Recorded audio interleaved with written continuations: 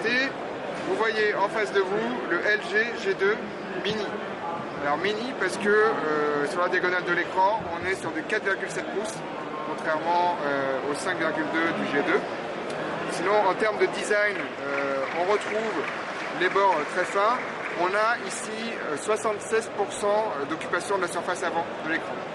Donc ce qui en fait un des meilleurs à ce niveau-là, un des meilleurs ratios du marché, surtout sur ce segment des téléphones avec un écran inférieur à 5 pouces. On retrouve la patte G2 avec à l'arrière les commandes pour sortie de veille et le volume.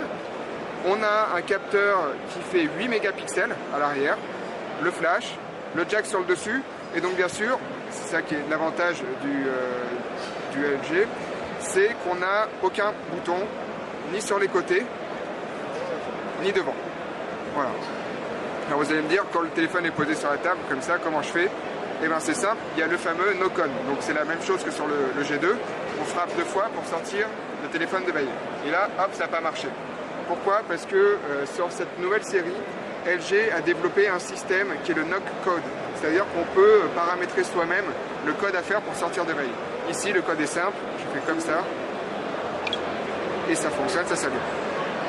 Ça, vous pouvez le paramétrer ici, donc vous allez dans les paramètres, affichage,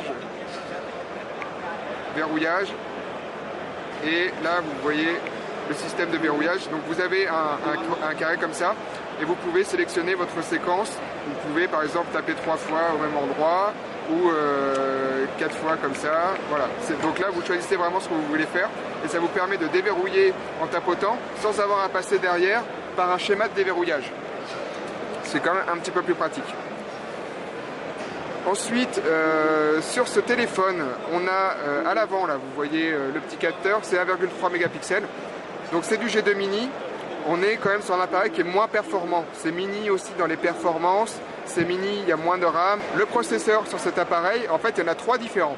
C'est-à-dire que la version qui va être vendue à l'étranger, ce sera du Nvidia 4 coeurs, donc du Tegra 4 4i. Nous en Europe, en France, on va avoir une version Qualcomm à 4 coeurs cadencée à 1,2 GHz et ça va être la version 4G. Donc ce téléphone sera bien compatible avec les réseaux 4G en France et sur un format qui est inférieur à 5 pouces. Donc vraiment, il n'y a pas beaucoup d'appareils encore de ce format-là qui sont compatibles 4G. On en découvrira d'autres sur le salon plus tard.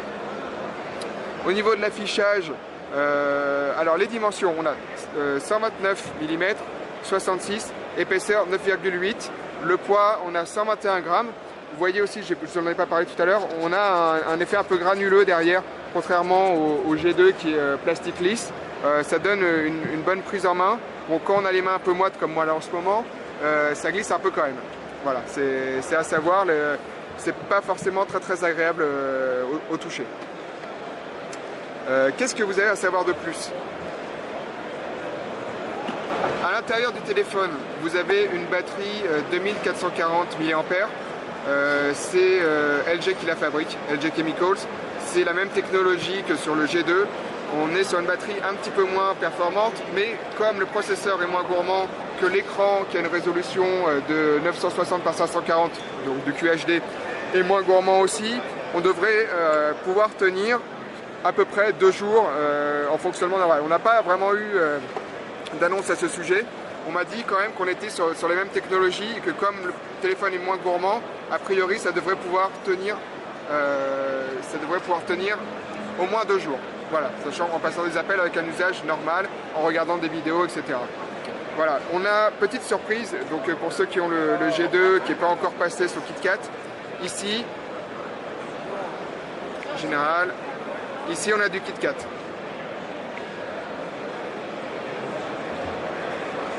Voilà, software 4.4.2.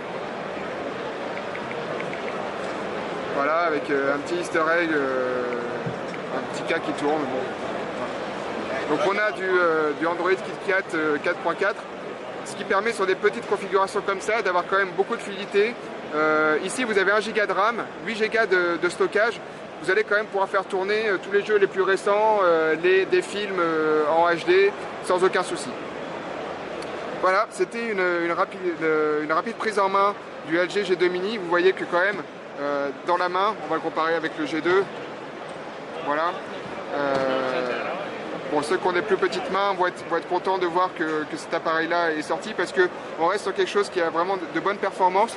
LG propose aussi le F70 qui a un écran de 4,5 pouces, qui est 4G, mais qui quand même en termes de finition est moins beau que le G2 Mini. Important aussi, dernière chose, le prix. Donc sur le G2 Mini, ici, on est à 299 €.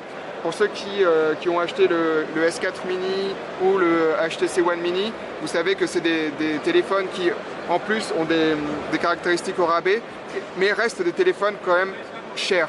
Ici, on est sur quelque chose qui est à 299.